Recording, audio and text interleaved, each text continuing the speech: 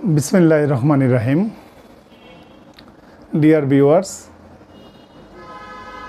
অতি সম্প্রতি আমরা আরেকটি গুরুত্বপূর্ণ বিষয়ে টিভি চ্যানেল খুললে দেখতে পাই, সেটা হচ্ছে রিমান্ড।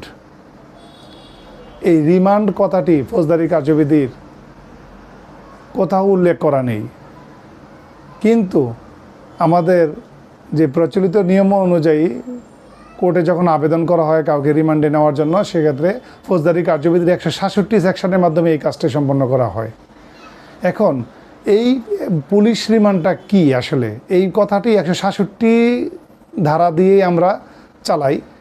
যেমন পুলিশ রিমান্ড হচ্ছে তদন্তের স্বার্থে এবং তথ্য সংগ্রহের জন্য আদালত কর্তৃক আসামিকে পুলিশ হেফাজতে প্রেরণকেই রিমান্ড বলা হয়। তদন্তের স্বার্থে তথ্য সংগ্রহের জন্য আদালত কর্তৃক হতে হবে, আসামিকে পুলিশ হেফাজতে পাঠানোকেই রিমান্ড বলা হয়। এখন কে এই রিমান্ড আদেশ প্রদান করতে পারে? এই রিমান্ড আদেশ প্রথমত কোনো তৃতীয় শ্রেণীর ম্যাজিস্ট্রেট রিমান্ড আদেশ প্রদান করতে পারে না। তাহলে পারে কারা? পারে হচ্ছে ফৌজদারি কার্যবিধির 61 ধারা অনুযায়ী 24 ঘন্টার মধ্যে তদন্ত কাজ সম্পন্ন করা না গেলে পুলিশ কর্মকর্তার আবেদনের ভিত্তিতে যে কোনো ধরনের জুডিশিয়াল ম্যাজিস্ট্রেট অধিকতর তদন্তের স্বার্থে এই রিমান্ড মঞ্জুর করতে পারে। এখন তাহলে কে কে?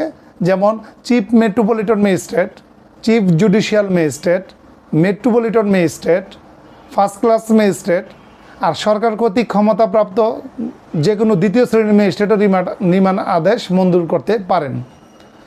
এখানে লক্ষণীয় বিষয় যেটা আমাদেরকে জানতে হবে এবং মনে রাখতে হবে, সেটি হচ্ছে একটানা 15 দিনের বেশি রিমান্ড দেওয়া যাবে না। রিমান্ড দিতে গেলে একটানা সর্বোচ্চ 15 দিন দেওয়া যাবে। আর আরেকটি জিনিস, সেটা হচ্ছে যদি 120 দিনের মধ্যে মামলার তদন্ত শেষ করতে না পারলে আসামি জামিনে মুক্তি পেতে পারে।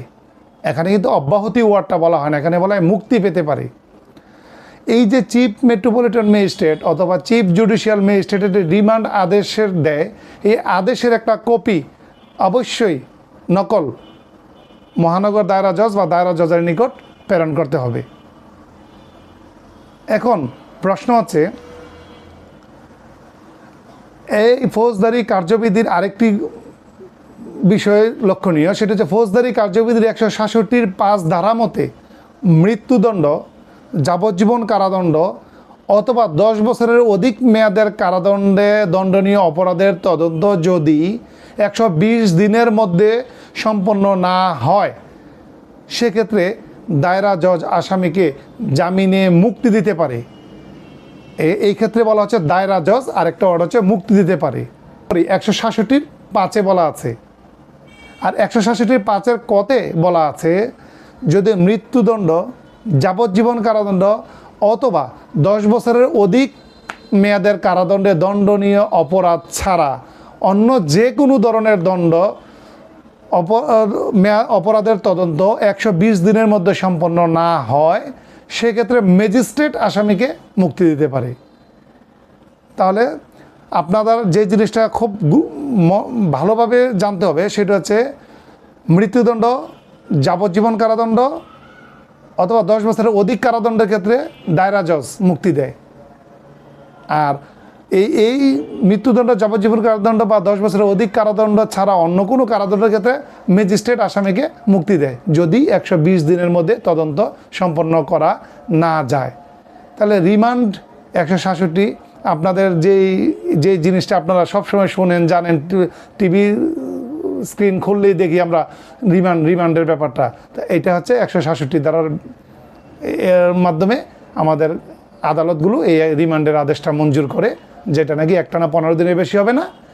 আর এটা কে কে দিতে পারে, যেটা আপনাদেরকে আমি বিস্তারিতভাবে বললাম। তা আশা রাখি এই ভিডিও যদি আপনারা দেখেন, তাহলে রিমান্ড সম্পর্কে আপনাদের আর কোনো প্রশ্ন থাকবে না। আর যদি কোনো প্রশ্ন থাকে সেক্ষেত্রে আপনারা আমার কমেন্ট বক্সে কমেন্ট করবেন, আমি যথাসাধ্য উত্তর দিতে চেষ্টা করব। সবাই ভালো থাকবেন।